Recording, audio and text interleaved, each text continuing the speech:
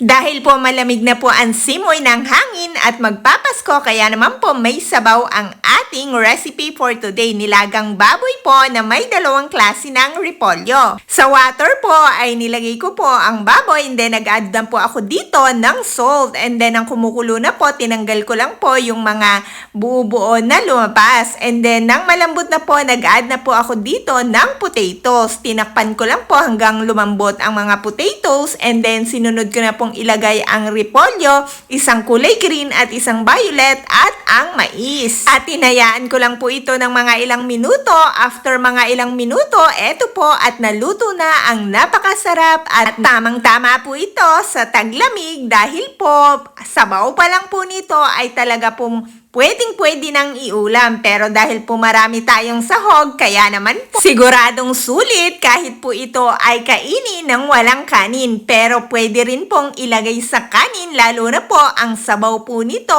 ay talagang mapaparami po ang iyong kain. So guys, kung hindi mo pa po na-try, lagyan ng kulay violet na repolyo, itry mo na po dahil napakasarap din po ng repolyong kulay violet.